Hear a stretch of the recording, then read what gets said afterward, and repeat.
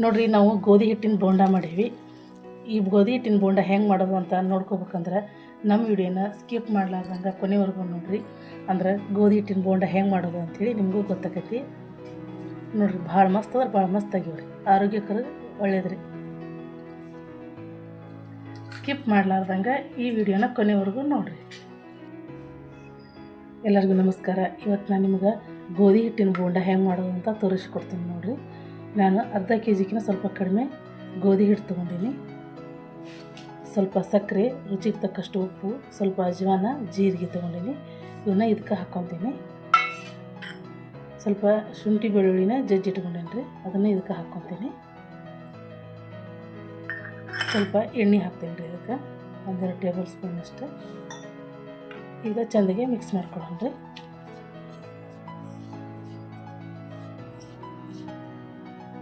ಈಗ ನೋಡಿರಿ, ನಾನು ಈ ಸಣ್ಣ ಗಿಂಡಿಲೆ 1 ಗಿಂಡಿ ಮೊಸರು ತೊಗೊಂಡೇನಿ ರೀ.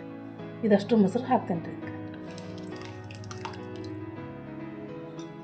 ಇದಕ್ಕೆ ಸೋಡಾ ಹಾಕೋದು ಬೇಡ್ರಿ, ಯಾಕಂದ್ರೆ ನಾವು ಮೊಸರು ಹಾಕಿರ್ತೀವಿಲ್ಲ, ಇದ್ರೊಳಗನ ಕರೆಕ್ಟ್ ಆಕೈತಿ. ಈಗ ನೋಡಿರಿ, ನಿಮಗೆ ಬೇಕಂದಷ್ಟು ನೀರು ಹಾಕ್ಕೊಂಡು ಒಂದು ಹದಕ್ಕೆ ಮಾಡ್ಕೊರಿ. ನಾನು ಸ್ವಲ್ಪ ನೀರು ಹಾಕ್ಕೊತೀನಿ.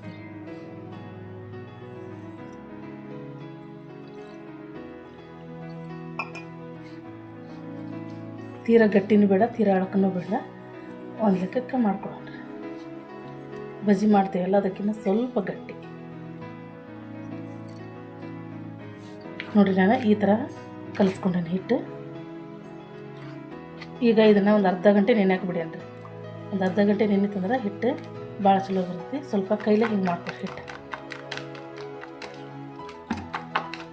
ಈ ಥರ ಮಾಡ್ಕೊಳ್ಳೋದ್ರಿಂದ ಹಿಟ್ಟು ಭಾಳ ಚಲೋ ಬರ್ತದೆ ರೀ, ಗಂಟನೂ ಹಾಕಂಗಿಲ್ಲ.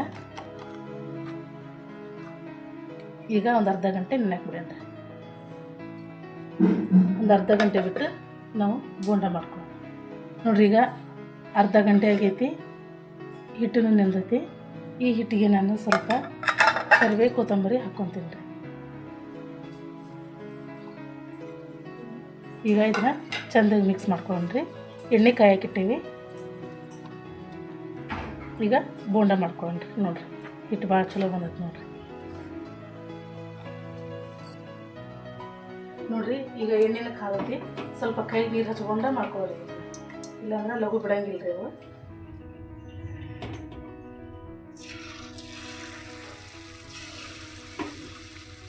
ಈ ಥರ ನಿಮ್ಗೆ ಯಾವ ಸೈಜ್ ಬೇಕಲ್ಲ ಆ ಸೈಜ್ ನೋಡಿಕೊಂಡು ಹಾಕ್ಕೊಳ್ಳಿ. ನೋಡಿರಿ, ಎಷ್ಟು ಚಂದ ಉಬ್ಬಿ ಬಂದವು. ಈಗ ನಿಧಾನಕ್ಕೆ ಇವನ್ನ ಹೊಳಿಸಿ ಹಾಕ್ಕೊಳ್ಳೋಣ.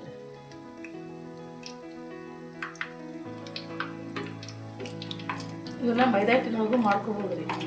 ಮೈದಾ ಹಿಟ್ಟು ಅಷ್ಟೊಂದು ಆರೋಗ್ಯ ಒಳ್ಳೆಯದಲ್ಲ, ಅದಕ್ಕೆ ನಾನು ಗೋಧಿ ಹಿಟ್ಟಿನೊಳಗೆ ಮಾಡೀನಿ.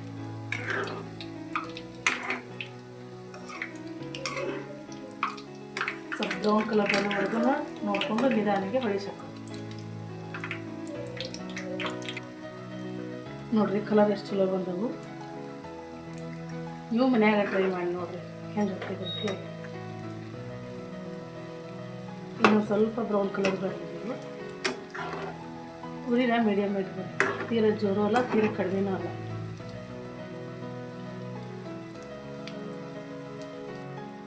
ಈಗ ಬೋಂಡ ರೆಡಿ ಆಗಿವ್ರಿ. ಇವನ್ನ ಒಂದು ಪ್ಲೇಟಿಗೆ ತಕ್ಕೋಬೋದು.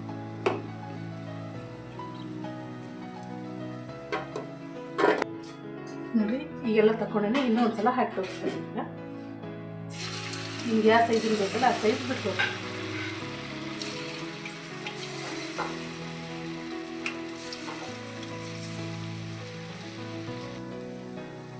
ನೋಡ್ರಿ, ಭಾಳ ಚಂದ ಉಪ್ಪಿ ಬರ್ತಾವು.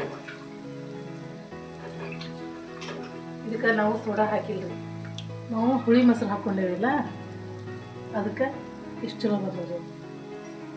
ನೀವು ಪ್ಯಾಕೆಟ್ ಮೊಸರು ಹಾಕ್ಕೋಬೋದು, ಹುಳಿ ಮೊಸರು ಹಾಕ್ಕೋಬೋದು, ಯಾವ ಮೊಸರು ಹಾಕ್ಕೊಂಡ್ರೂ ನಡೀತೈತೆ. ಸ್ವಲ್ಪ ಬ್ರೌನ್ ಕಲರ್ ಬಂದಿದ್ದಾಗ ಇವನ್ನ ಹೊಳಿಸಿ ಹಾಕ್ಕೊಳ್ಳೋದು. ನೋಡಿ, ಸ್ವಲ್ಪ ಬ್ರೌನ್ ಕಲರ್ ಬಂದವು, ನಿಧಾನಾಗೆ ಹೊಳಿಸಿ ಹಾಕ್ಕೊಳ್ಳಿ.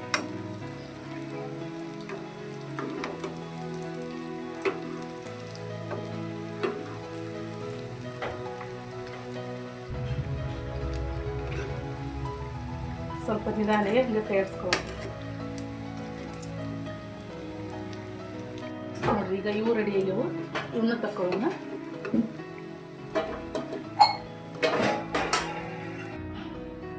ನೋಡಿರಿ ಗೋಧಿ ಹಿಟ್ಟಿನ ಬೋಂಡ ಎಷ್ಟು ಚಲೋ ಬಂದವ ಅಂಥೇಳಿ. ಕ್ರಿಸ್ಪಿನೂ ಅದಾವು, ಒಳಗನ ಚಂದಾಗ ಬೆಂದವ ನೋಡಿರಿ. ಹೌದಾ? ಒಂದು ಸಲ ನೀವು ಈ ಥರ ಮಾಡ್ಕೊರಿ, ಪದೇ ಪದೇ ಮಾಡ್ಕೊಂಡು ತಿಂತೀರಿ. ನೋಡಿರಿ ಕೊಬ್ಬರಿ ಚಟ್ನಿನೂ ರೆಡಿ ಐತಿ. ಭಾಳ ಟೇಸ್ಟ್ ಅಂದ್ರೆ ಭಾಳ ಟೇಸ್ಟ್ ಆಗಿರ್ತದೆ.